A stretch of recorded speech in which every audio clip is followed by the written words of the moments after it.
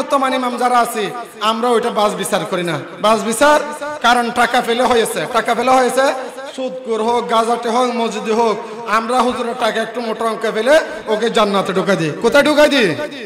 জান্নাতে ঢুকাই দিই। আমাদেরও দোষ রয়েছে। তাহলে এবং মুমিন এবং বান্দা এবং কাফেরের মধ্যে পার্থক্য হলো কি? নামাজ। পার্থক্য হলো কি? এখন আমরা অনেক জায়গায় আমরা হুজুর সালাম দিই, এটা কি মুসলিম না হিন্দু না অন্য জাতি? এখন আমাদের পার্থক্য করার কোনো মাপ কাটি নেই। দেখবেন একই রকম এখন হিন্দুরা অন্য জাতিরও দাঁড়িয়ে রাখতেছে। তাহলে আমরা কিভাবে মুসলমান পরিচয় করব, কিভাবে আমরা একে অপরকে সালাম দেব, সম্মান করব? এখন এই সিস্টেম চলে এসেছে। যাই হোক, তাই নয়, শুধু মুফাসসিরিনে কেরাম এটার অর্থ করতে গিয়ে অনেক কিছু বলেছে। যেমনি ভাবে মুফাসসিরিনে কেরাম বলেন, ইন্নাস সালাতা হিয়া ইবাদাতুন মাখসুসাতুন, নামাজ এমন একটি গুরুত্বপূর্ণ মখসুস খাস এমন একটি ইবাদত, যে ইবাদত প্রত্যেক বালেগ পুরুষ এবং মহিলা প্রত্যেক জন থেকে আদায় করতে হবে। সামনে আর আসতেছে। যেমনি ভাবে বিশুরুতিন, কিছু শর্ত রয়েছে, এরপরে মাখসুসিন অর্থাৎ গুরুত্বপূর্ণ কিছু বিষয় রয়েছে, শর্ত রয়েছে, মিন তাহারাতি পবিত্রতার সাথে, ওয়া ইস্তিকবালিল কিবলাতি ওয়া নিয়তি কিবলামুখী হতে হবে এবং নিয়ত করতে হবে। কারণ নিয়ত ছাড়া নামাজ হবে না এবং কিবলামুখী ছাড়া নামাজ হবে না। সেই জন্য ওয়া বি আরকানি মাখসুসিন, কতগুলা রুকুন রয়েছে বিশেষ। এরপরে মিনাল কিরাআতি, নামাজের মধ্যে কিরাত পড়তে হবে, ওয়ার রুকুই, রুকু করতে হবে, ওয়াস সুজুদি, সিজদা করতে হবে, ওয়া গায়রিহা বিসাফাতিন মুআয়্যিনাতিন তাকাররুবান ইলাল্লাহি তাআলা। তাহলে নির্দিষ্ট কোন সিফত, বিষয় ইত্যাদি রয়েছে, এইগুলো যদি আপনি আদায় না করেন তাহলে নামাজ হবে। এখন আমরা নামাজ পড়তেছি, আমাদের পরিবেশ এখন এমন হয়ে গেছে, আমাদের টাকা থাকলে পয়সা থাকলে আলেমও তার পিছনে ঘুরে, আলেমও তার পিছনে, সেটা হলো প্রকৃত ভালো আলেম নয়। উনি যতই শিল্পপতি হোক না কেন, আপনি যদি একজন ভালো আলেম হয়ে থাকেন, আপনি কখনো টাকাওয়ালার পিছনে ঘুরতে পারেন? কারণ এখন তো আমরা আলেমে সু। আমাদের ফিকাহ বিভাগের মধ্যে মুফতি আব্দুল আজিজ সাহেব যখন বলতো, হয়তো যারা যে আলেম টাকাওয়ালার পিছনে ঘুরে সেটা প্রকৃত ভালো আলেম হতে, আমি ওনাকে টাকাওয়ালা ভালো ব্যক্তি হিসেবে ওনাকে আমি সম্মান করতে পারি। অনেক আলেম সাধারণ মানুষকে টাকাওয়ালার কারণে তাকে পীর বানিয়ে দেয়, শাহ সুফি বানিয়ে দেয়। তাহলে এটা আমাদের আলেমদের অজ্ঞতা, আলেমদের এটা থেকে আমাদের দূরে থাকতে হবে। আবার অনেক জায়গায় আমরা দেখি একটা মাহফিল হলে যারা মাইকিং করে একজন সামান্য মসজিদের ইমাম মুয়াজ্জিনকে আল্লামা বানিয়ে দেয়। আল্লামা, আগের যুগের আলেম যারা ছিল তারা মুফতি হলো, মুহাদ্দিস হলো, মুফাসসির হলো, সেটা প্রকাশ করতো না।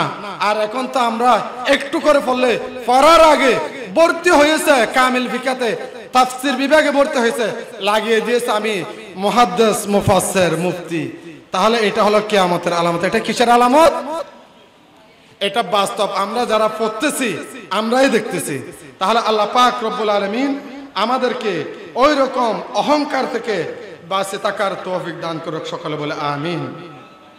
তাহলে শুধু তাই নয়, আমরা তো মখসুস ইবাদত দ্বারা করব, শুধু তাই নয়, 5 ওয়াক্ত নামাজ হামসু ফরদুন আইনুন আলা কুল্লি মুসলিমিন। তাহলে 5 ওয়াক্ত নামাজ প্রত্যেক মুসলমান, আকিলুন, আকেল, বালেগ, মিন যাকারিন আও উনসা, পুরুষ এবং মহিলা, তাদের প্রত্যেকের উপর 5 ওয়াক্ত নামাজ কি বলেন না কি? কারণ আমরা এখন ফরজ মুখে বলতেছি, দিলের মধ্যে ফরজ সেটা নেই। এরপরে বলতেছে ওয়ামান কিরুহা কাফিরুন, যারা এই নামাজকে অস্বীকার করবে সেটা সরাসরি কাফের। অস্বীকার মানে নামাজ না পড়লে কি হয়েছে? নামাজ পড়বো না, এটা হলো অস্বীকার। নামাজ পড়বো, নামাজ ফরজ, আল্লাহর হুকুম আমি মানি, কিন্তু আমি পড়তে পারতেছি না, এইভাবে বলতে হবে। আমি আগে নামাজ পড়েছি, তার নামাজের কোনো খবর নেই, এই রকম নামাজ নিয়ে অনেকে মজা করে, অনেকে কি করে। আল্লাহ পাক রব্বুল আলামিন ওই কাজ থেকে আমাদেরকে বেঁচে থাকার তৌফিক দান করুক, সকলে বলে আমিন। ওয়া তারিকুহা ফাসিকুন, আর যারা নামাজ তরক করে তারা হলো ফাসিক। তারা কি? এখন তো আমরা ফাসিক বলতে আমাদের লজ্জা লাগে। টাকাওয়ালা, মসজিদের সভাপতি, ক্যাশিয়ার, দেখবেন উচ্চপদস্থ কর্মকর্তা, তাহলে আল্লাহর ক্ষেত্রে তারা সবাই কি? আপনাদের মুখ দিয়ে আওয়াজ বের হচ্ছে না, আপনাদের মধ্যে সন্দেহ রয়েছে মনে হয়। যারা নামাজ পড়ে না তারা কি? ফাসিক। তারা কি? আমি বানিয়ে বলতেছি মনে হয়, ছোট হুজুর তো সেই জন্য বলতেছেন না। তাহলে আমাদের সমাজের মধ্যে, আমাদের মসজিদ কমিটির মধ্যে, আমাদের মাদ্রাসা কমিটির মধ্যে ওই রকম ফাসিক আছে কি নেই? নাই মনে হয়। আমি হাজারও দেখাতে পারবো, লক্ষ লক্ষ দেখাতে পারবো। এক জায়গার মধ্যে আমি এইভাবে যখন আলোচনা করেছি, হয়তো আমার চাকরির মধ্যে এফেক্ট এসে গেছে। কারণ ফটিকছড়ির একটা মসজিদের মধ্যে, সরকারি মসজিদ, ওখানে কমিটি হওয়ার জন্য দ্বন্দ্ব লেগে গেছে। আগের যুগের মানুষ মসজিদের কমিটি হতো না, কারণ একটা টাকার হিসাব আমি কিভাবে আল্লাহর কাছে দেব, সেই বইয়ে মানুষ মসজিদের কমিটি থাকতো না, সভাপতি সেক্রেটারি হতো না। কারণ দুনিয়াতেও জবাব দিতে হবে, আল্লাহর কাছেও জবাব দিতে হবে। আজকের যুগের কমিটি যারা রয়েছে তাদের আল্লাহর কাছেও জবাবদিহিতা নাই, এবং কি কমিটি মানুষের কাছেও জবাবদিহিতা। আবার হুজুর বলবেন, আপনি সবাইকে বলতেছেন মনে হয়, আশাজুকাল মাদুম, কয়েকজন আছে আমি এমনও জানি একটি মসজিদের জায়গার অংশ এমপি মন্ত্রীরা পর্যন্ত কাছে, এরপরও ইমামের বেতন দিতে তাদের কলিজা ছিঁড়ে যায়, তাদের কলিজা। এটা হলো বাটপারি, এটা হলো কি পারি। আগের যুগের মানুষ লক্ষ লক্ষ টাকা দিয়েছে, জায়গা দিয়েছে শুধু মসজিদের উন্নয়নের জন্য, হুজুর আলেম ওলামাদের বেতনের জন্য। যেমনি ভাবে এক্সাম্পল আমি একটা উদাহরণ আপনাদেরকে দিতে পারি। আমি যখন জামিয়াতে ফাজিল পড়ি, তখন আমি রাঙ্গামাটি বনরূপাতে তারাবি পড়ানোর সুযোগ হয়েছে। ওই মসজিদের আন্ডারে 3টা মার্কেট রয়েছে আমার জানা মতে, যদিও বা যদি বল না হয়। কয়টা মার্কেট? কয়টা মার্কেট? 3টা মার্কেট। তাহলে এই মার্কেট গুলা দিয়েছে মসজিদ এবং হুজুরদেরকে বেতন দেওয়ার জন্য। কিন্তু তারা যত যোগ্য দিচ্ছে, আল্লাহ পাক রব্বুল আলামিন আমাদেরকে বোঝার তৌফিক দান করুক, সকলে বলে আমিন। কারো পক্ষ নেবেন না, কারণ একটু করা হলেও বলতে হচ্ছে আমাদের সমাজ পরিবর্তন করতে হবে। আমরা তো এখন হুজুর, 2 টাকার হুজুর, কারো গায়ে পড়লে হুজুর আজকে চলে যান, বেতন বাড়াতে বললে বেতন দিতে হলে কমিটি থেকে টাকা থাকে না, কিন্তু যখন আপনি যখন বিদায় করে দেবে তখন আসমান ফেটে টাকা বাইর হয়, আসমান ফেটে। এটা আমি সাক্ষী। কারণ আমরা যেহেতু একটু ইয়ং জেনারেশন, কথা একটু করা হয়, সেই জন্য বলে হুজুর আজকে আমরা আপনাকে পারতেছি না, আপনার পিছনে নামাজ পড়তেছি, দয়া করে আমরা আর পারতেছি না আপনাকে। কেন পারতেছেন না সেই কথা বলেন না কেন? আর হুজুর তো চুরি ডাকাতি করে নাই, হয়তো মসজিদে হক কথা বলছে, আর এমন করে নাই যে কারণ হুজুর থেকে চাকরি থেকে চলে যেতে হবে। আপনি ওয়াদা দিয়েছেন হুজুর যাওয়ার আগে 3 মাস আমাদেরকে সময় দিতে হবে, আর আপনি বিদায় করতেছেন হুজুর আজকে চলে যান। তখন যদি কথা বলে হুজুরটা খারাপ, হুজুরটা কি? এটা ভুক্তভোগী। আবার অনেক ইমামে কমিটির জন্য বিচারও দিয়েছে, মামলা হয়েছে, হয় না? আপনারা যারা ইয়ং জেনারেশন আছে তারা মিডিয়ার মধ্যে পাবেন। হয়তো আমি এই কথাও বলছি, কারণ আমরা একটু কথা বলতে ভয় করি না। কারণ কাকে ভয় করব? চাকরি চলে যাবে, আরেকটা তো করব, আরেকটা কি করব? কারণ আমরা যারা হুজুর রয়েছে, আমাদের স্থান কাল পাত্রভেদে কথা বলে হক কথা না বলার কারণে আজকে আমাদের এই পরিণতি। এই না হয় একটা দারোয়ানের বেতন যদি 10,000, 15,000, 20,000 টাকা হতে পারে। একটা ড্রাইভার হাই চলায়, উনি একটু লেখাপড়া করে নাই, ওনাকে যদি আমরা 20,000 টাকা বেতন দিতে পারি। একটা পশু ডাক্তার, সে 2 মাস ট্রেনিং দিয়েছে, সে ডাক্তার হয়ে গেছে। একটা গরু দেখতে গেলে, পশু দেখতে গেলে তাকে 500 টাকা ভিজিট দিতে হয়। আর একজন আলেম, এটা আপনাদের এখানে বলতেছি না, আমি বজ্রকণ্ঠে বলি, কারণ আমি পাবো একটা মসজিদের বেতন, আমি শত শত মসজিদের বেতন পাবো। কারণ আমার কারণে যদি একটা আলেম উপকৃত হয়, কাল কিয়ামতের ময়দানে তার সওয়াব আমি পাবো। তাহলে আমাদের সমাজ অবশ্যই আমাদের পরিবর্তন করতে হবে। আমরা কোটি টাকা আবেগে দিতে পারি, কিন্তু বিবেক দিয়ে দিতে পারি না।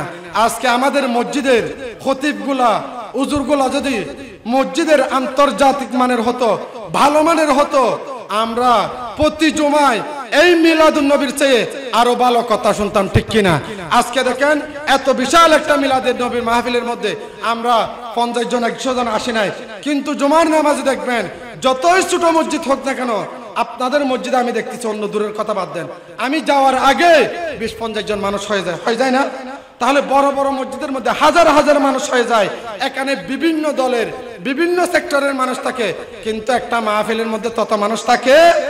তাহলে ওই একটা আলেম উনি 5,000 টাকা 6,000 টাকা দিয়ে উনি কি আলোচনা করবে?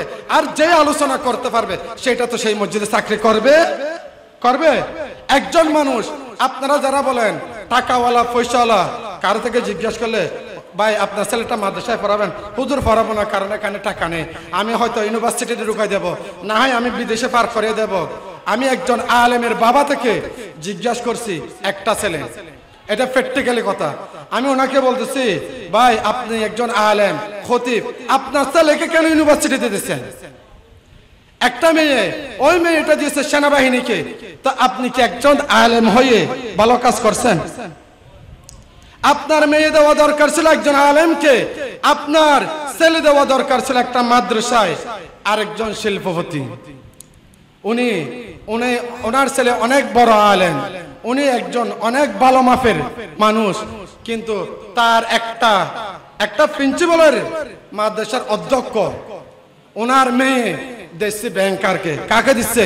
তা আপনি কই আলেমকে মূল্যায়ন করতেছেন? সাধারণ মানুষের কথা কি বলবো? সাধারণ মানুষের কথা কি বলবো? একটা প্রিন্সিপাল মানে একজন ছেলে বেকার ছিল, লেখাপড়া করে কোনো চাকরি হচ্ছে না, উনি যখন একটা মাদ্রাসা কলেজের যখন প্রভাষক হয়ে গেছে, একটা প্রিন্সিপাল ওনাকে মেয়ে দিয়েছে, শুধু তাই না, একটা ওনার জন্য আবাসিকের মধ্যে বাসায়ও দিয়ে দিচ্ছেন। তাহলে আপনি যদি একজন আলেমকে দিতেন, দুনিয়াতে পেতেন, আখেরাতে, তাহলে আলেমরা তো আমরা আলেমদেরকে মূল্যায়ন করতেছি না। এটা হলো দুঃখের বিষয়। আর আলেম হওয়া দরকার হলো আমাদের মতো ছোট মানুষ না, আলেম হওয়া দরকার ছিল এমপি মন্ত্রীর ছেলে। আমাকে কেন বিদায় করতেছেন? আপনি বলতেছেন সেটা অন্যায়, তাও যদি অতিরঞ্জিত করে, তাকে ঘাট ধরে মসজিদ থেকে বের করে দিতে পারে, ওই রকম আলেমের খতিবগিরি করা, ইমামতি করা দরকার। সেই কারণে আজকে আবার অনেক নেতাইও বলে আমরা হুজুররা নাকি জাকাত ফিতরার টাকা খেয়ে আমরা কি ভালো কথা বলবো, আমরা কি হক কথা বলবো, আর আমাদের থেকে তারা বেশি জানে। কে কখনো মাদ্রাসার মাঠে উঠে নাই, উনি নাকি আর বেশি জানে, মাদ্রাসার বারান্দাও যায় না মনে হয়। আপনি নেতা হয়েছেন, আপনি নেতার জায়গায়, আপনি আলেমের জায়গায় না। যাই হোক, তাহলে কথা একটু লম্বা হয়ে যাচ্ছে। এরপরে আল্লাহ পাক রব্বুল আলামিন পবিত্র কালামে পাকের অন্য জায়গায় আরো বলেন, ইন্না সালাতা কানাত আলাল মুমিনিনা কিতাবাম মাকুতা। আল্লাহ পাক রব্বুল আলামিন বলেন, নিঃসন্দেহে নামাজ মুমিনদের জন্য, মুমিনের উপর নির্দিষ্ট সময়ের উপর ফরজ করা হয়েছে। নির্দিষ্ট সময়ের উপর আমরা যতদিন পর্যন্ত বালেগ হয় নাই ততদিন পর্যন্ত আমাদের উপর নামাজ ফরজ নয়। এরপরে আল্লাহ পাক রব্বুল আলামিন পবিত্র কালামে পাকের অন্য জায়গার মধ্যে বলেন, মা সালাকাকুম ফি সাকার ক্বালু লাম নাকু মিনাল মুসাল্লিন। আল্লাহ পাক রব্বুল আলামিন বলেন, অপরাধীদেরকে জিজ্ঞাসা করা হবে তোমাদেরকে কিসে সিজদা থেকে কিসে দুজকে নিয়ে যাচ্ছে। তাহলে আমরা নামাজ না পড়ার কারণে কোথায় যাব? দুজকে যাব, আমাদেরকে দুজকে নিয়ে যাচ্ছে। এরপরে কালাম পাকের অন্য জায়গার মধ্যে বলে, ওয়াল্লাযিনা হুম আলা সালাতিহিম হাফিজুন। মুমিনের কয়েকটি বৈশিষ্ট্যের মধ্যে কদ আফলাহাল মুমিনুন, মুমিনরা সফলকাম, কদ আফলাহাল মুমিনুন আল্লাযিনা হুম ফি সালাতিহিম খাশিউন, যারা খুশু এবং হুজুর সাথে নামাজ আদায় করে। তাহলে মুমিনের প্রথম বৈশিষ্ট্য হলো নামাজ, প্রথম বৈশিষ্ট্য হলো। তাহলে আজকে সমাজের মধ্যে যারা নামাজ না পড়ুক কিন্তু তার থেকে টাকা আছে, তাকে আমরা মূল্যায়ন করি, তাকে আমরা, এমন আছে শিক্ষিত ছেলে, ভালো ছেলে, ধার্মিক ছেলে, তার কাছে টাকা না থাকার কারণে সমাজে না, ঘরের পরিবারের মা বাবা ভাইদের কাছে তার সম্মান নেই, ভাইদের কাছেও তার সম্মানে। আজকে হুজুর হয়েছে, সে কোন একটা কিছু কাজ করতে পারে না, কেন? হুজুর এটা কেন করবে? হুজুর বলে সেটা করলে কি গুনাহ আছে? হালাল টাকা যদি রিকশা চালায়ও খায় সেটা হালাল। সেটা কি? আপনি শিল্পপতি হতে পারেন, যদি দুর্নীতি সিটিং বাটপারি করে আপনার শিল্পপতির চাইতে ওই রিকশাওয়ালার খাবার অনেক উত্তম। উচ্চ আওয়াজ বলে সুবহানাল্লাহ। হয়তো আমি প্রথম জমাতে বলেছি মুস্তাজাবুদ দাওয়া, একজন রুটিওয়ালা, তার দোয়া যদি প্রতিটা দোয়া আল্লাহ কবুল করতে পারবে, আর আমরা আলেমদের দোয়া কেন আল্লাহ কবুল করতেছে না? আর আমরা যারা ভালো মাপের আলেম রয়েছি, ভালো মসজিদের খতিব রয়েছি, ইমাম রয়েছি, আমরা চাইলে বেনামাজি থেকে, সুদখোর থেকে, অপরাধী থেকে আমরা সমাজকে বাঁচাতে পারবো। মসজিদ শুধুমাত্র ইবাদতের জায়গা না, মসজিদের মধ্যে বসে আল্লাহ রসুল, সাহাবায়ে কেরাম বিচারও করেছে। কিও করেছে? মসজিদের মধ্যে যতই একজন ব্যক্তি নাফরমান হোক না কেন, মুসলমান, সে যদি কাফের হয়, মসজিদের উঠানে গিয়ে, মসজিদের আঙ্গিনা গিয়ে সে মিথ্যা কথা বলতে ভয় পাবে। মিথ্যা কথা বলতে আগের যুগের মানুষের সমাজ নেতা ছিল কি রকম? একটা পাহাড়ের মধ্যে, মহল্লার মধ্যে কোন একটা প্রবলেম হয়েছে, সমস্যা হয়েছে, তারা মুরব্বীরা মিলে সেটা সমাধান করে দিত। আর আজকের যুগের মুরব্বীরা, আমি কেন ওখানে যাব? এখন আমরা সুন্নত শ্রেণী কি মিসওয়াক করা, সুন্নত শ্রেণী কি ঢিলা ধরা, আমরা সুন্নত শ্রেণী কি কদু খাওয়া, আমরা সুন্নত শ্রেণী কি দস্তরখানা বিষে খাওয়া, আমরা সুন্নত মায়ের খাওয়া। সেইটাও রসুলের, আল্লাহ রসুলের কয়টি জিহাদ করেছে সেটা বললে আবার অনেকে অন্য কিছু মাইন্ড করবেন। তাহলে সমাজ থেকে অপসংস্কৃতি, দুর্নীতিবাজ, জুলুমবাজ, অন্যায়কারী যারা আছে, তাদের থেকে সমাজের মানুষকে রক্ষা করা প্রত্যেকের দায়িত্ব, প্রত্যেকের। ইমামেরও দায়িত্ব। আর ইমাম মানে আমরা নেতা মানি। কতটুকু নেতা? যতটুকু নামাজ পড়ে ততটুকু। এরপর আমরা নেতা মানি। এটা হলো বাস্তব কথা। হয়তো আমি এখান থেকে চলে যাব, কিন্তু 100 বছর পর হলো আমার কথাটা বলবেন। তাহলে যাই হোক, আমরা যারা নামাজ পড়তেছি, নামাজ যেমনি ভাবে ফরজ, ফরজ হলো 2 প্রকার। বলেন তো ফরজ কয় প্রকার? কেউ বলতেছে না। ফরজ কয় প্রকার? 2 প্রকার। একটা হলো ফরজে আইন, আরেকটা হলো ফরজে কিফায়া। ফরজে আইন, ফরজে কিফায়া। ফরজে কিফায়া হলো জানাজার নামাজ, ইতিকাফ, এগুলো হলো ফরজে কিফায়া, সুন্নাত আলাল মুআক্কাদা, যেটা বলেন না কেন। তাহলে জানাজার নামাজ সমাজের মহল্লার মধ্যে যে কেউ আদায় করলে সবার উপর ফরজে কিফায়া আদায় হয়ে যাবে। ফরজে কিফায়া সবার উপর আদায় হয়ে যাবে। সমাজের মহল্লার মসজিদের মধ্যে যদি একজনও ইতিকাফ থাকে, সবার উপর ইতিকাফ থেকে মুক্ত, ফরজে কিফায়া আদায় হয়ে যাবে। কিন্তু নামাজ আমি ফিসাব, আমি পড়লে, আমার ছেলে বালেক হয়েছে, সে নামাজ না পড়লে তাহলে হবে? এখন আমি আলেম, আমি নামাজ পড়তেছি, আমার ছেলে পড়তেছে না, তাহলে হবে? তাহলে আকেল বালেক যেমনি ভাবে ফরজে আইন কাকে বলে? ফরজে আইন হলো হাঁটু থেকে নাভি পর্যন্ত দেখা না যাওয়া, এটা হলো সতর। এটা সবার থেকে ডেকে রাখা ফরজে আইন, বিশেষ করে পুরুষের জন্য। আর মহিলাদের জন্য অনেকে মুখ বলে, হাতের তালু বলে, সব কিছু ডাকিয়ে রাখাটা হলো কি বর্তমান যুগল্লায় ফরজ মনে করি। কারণ অনেকে অনেক কিছু বলছে, সেগুলো আমি যাব না।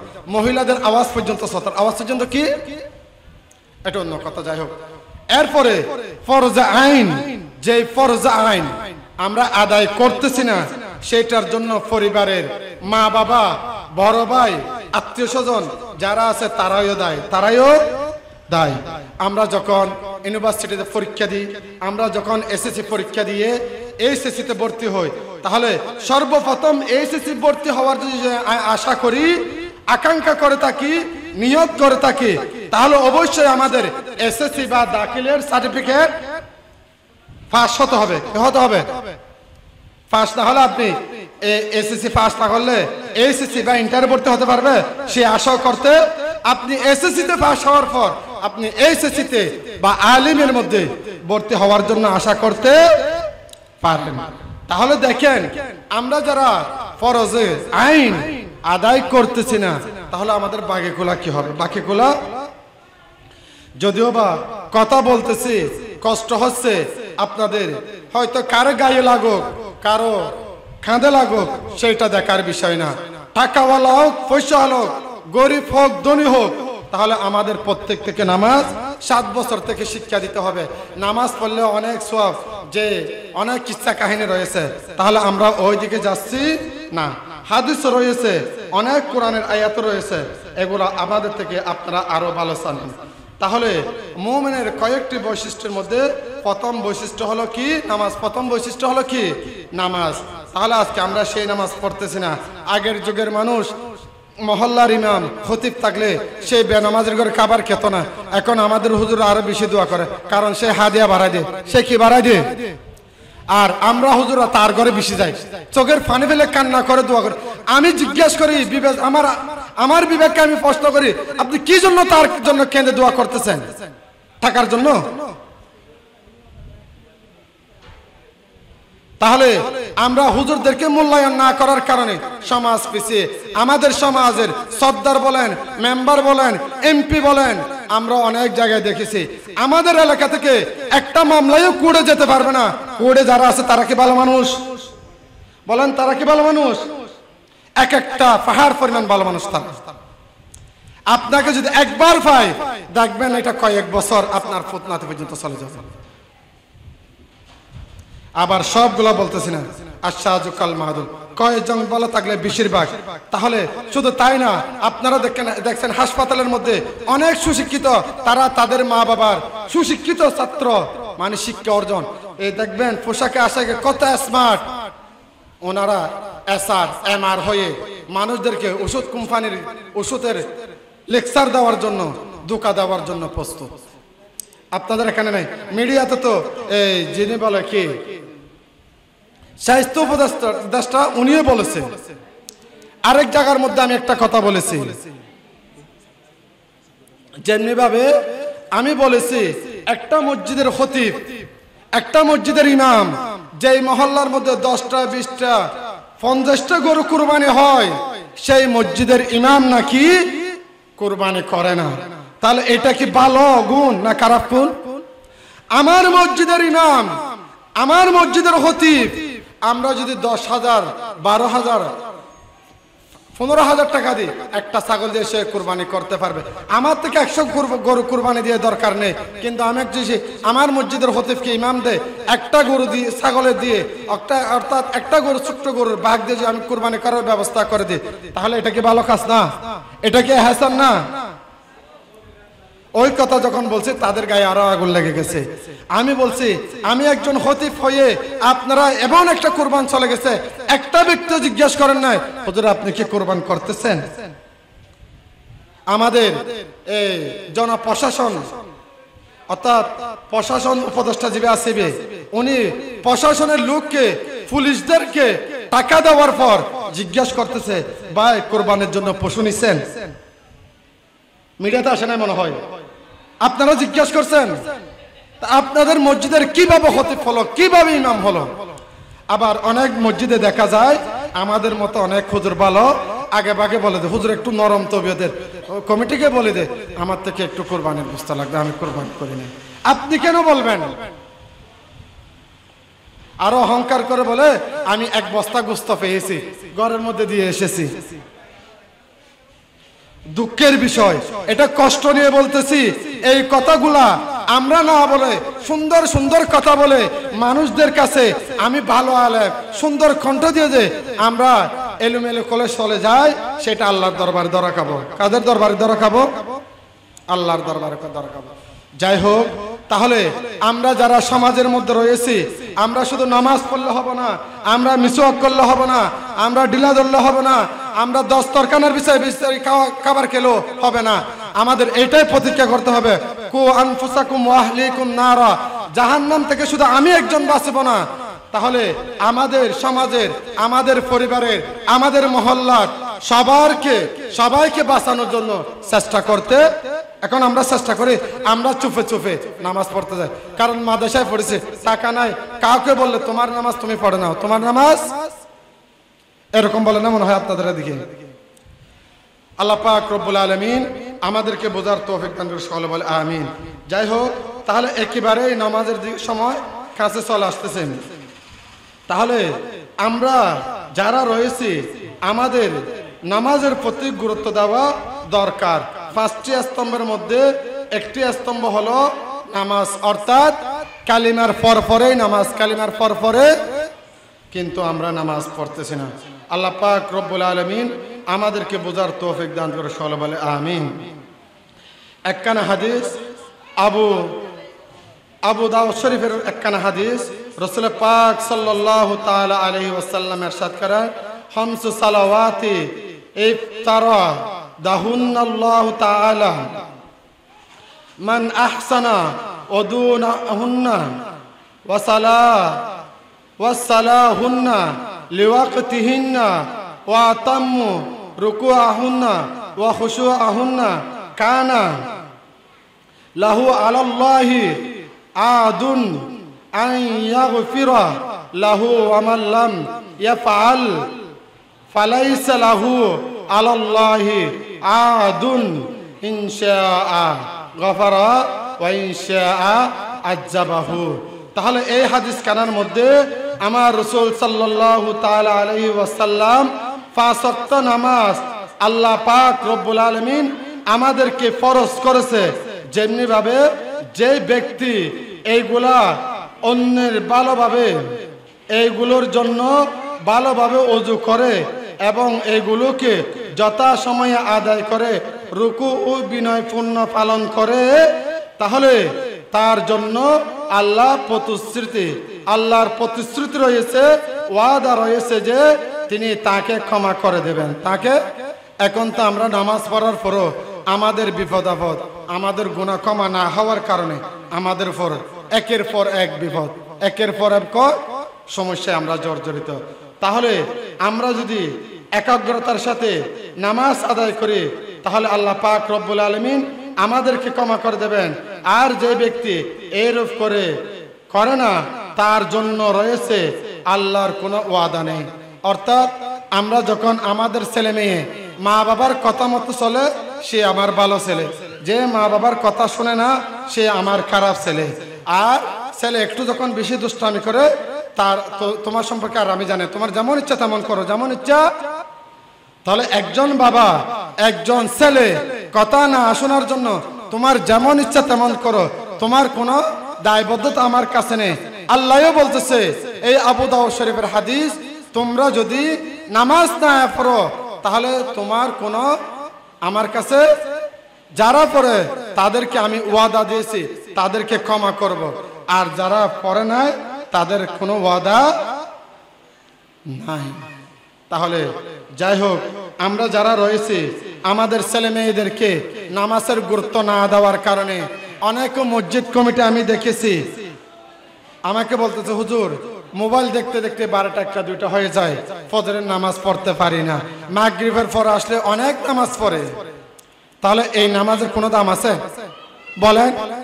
আর বর্তমান যুগের মধ্যে যে আমরা সকালে উঠি, যেমনি ভাবে ফজরের হাওয়া, সকালবেলার হাওয়া সারা জীবনের সমস্ত ঔষধের দাওয়া, উচ্চ আওয়াজে বলে সুবহানাল্লাহ। তাহলে ফজরের সময় এখন অনেক ডাক্তাররা ডায়াবেটিসের কারণে, বিভিন্ন রোগের কারণে আমাদেরকে ব্যায়াম দিয়ে থাকে, আমাদেরকে এক্সারসাইজের জন্য কথা বলে থাকে। যেমনি ভাবে আপনি প্রতিদিন সকাল উঠে আমাদের মা বোনরা ঘরের মধ্যে কাজ করে না, কিন্তু আমরা রাস্তার মধ্যে, বিভিন্ন মাঠের মধ্যে, বিভিন্ন খেলার মাঠের মধ্যে ঘন্টার পর ঘন্টা হাঁটতে দেখেছি। কারণ তার মধ্যে অনেক মহিলা রয়েছে যেই মহিলারা ঘরের মধ্যে যথাসময়ে কাজ করে না, স্বামীর সেবা করে না, তাদের থেকে ওই ডায়াবেটিসের মতো রোগ তাদের থেকে বেঁচে হয়। উচ্চ আওয়াজে বলে নাউজুবিল্লাহ। তাহলে একজন মানুষ সর্বনিম্ন 45 মিনিট হাঁটতে হয়। কত মিনিট? তখন তার থেকে কোনো রোগ থাকবে না। আর আমরা কয় মিনিট হাঁটি? আমাদের এখন আমরা অনেক বিএফি বড় লোক, এই যে সামান্য রাস্তার মধ্যে আমরা প্রাইভেট কার নিয়ে, নোহা নিয়ে, এমনকি বাইক নিয়ে আমরা নামাজ পড়তে চলে যাই। তাহলে সালমান ফার্সির একটি হাদিস রয়েছে, আপনি যত দূর থেকে এসে মসজিদে নামাজ পড়বেন তত সওয়াব বেশি, তত সওয়াব। আগে এত ঘন ঘন মানে প্রতি মহল্লায় মহল্লায় প্রতি মুদায় মুদায় এইভাবে মসজিদ ছিল না। আগে একটা মসজিদে জুমার জন্য আমরা শুনতেছি আন্দর কিল্লা নাকি জুমা মসজিদ। এখন জুমা মসজিদের অভাব আছে? অনেক বাহিনীর মধ্যে আমি দেখেছি, ইন্টারভিউ দিতে গেছি, মাদ্রাসা সার্টিফিকেট এলো করে নাই, এলো করে নাই। চাকরির জন্য গেছি, বলছে এত টাকা ঘুষ দিতে হবে, এত টাকা।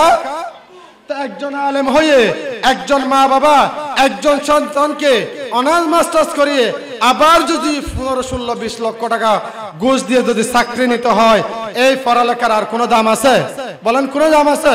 তার চাইতে এসএসসি পাস করে চাকরিতে ঢুকেছে তারাই বলো।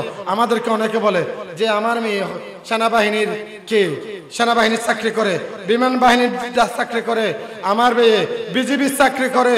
তাহলে সাধারণ এসএসসি পাস করলে ওখানে তো চাকরি পায়। ওখানে আমাদের অনেক বন্ধুবর্গ, আমাদের সিনিয়র রয়েছে, একজন ব্যক্তি চিরাং ইউনিভার্সিটিতে প্রত্যেক বিষয় golden A plus, owner primary নিবন্ধন এসেছে।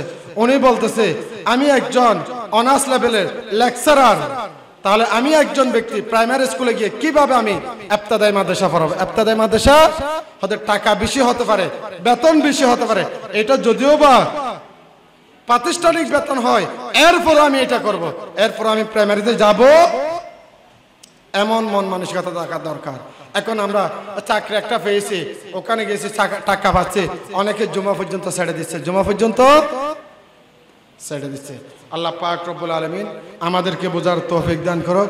নামাজের গুরুত্ব ফজিলত আমরা প্রত্যেকে জানি, প্রত্যেকে বুঝি, প্রতিটা জায়গায় শুনি, কিন্তু আমাদের মধ্যে নামাজ আমি পড়লে হবে না, আমার ছেলেদেরকে পড়াতে হবে, আমি পড়লে হবে না, আমার স্ত্রীদেরকে পড়াতে হবে, আমি পড়লে হবে না, আমার প্রতিবেশীকে পড়াতে হবে, ঠিক কিনা?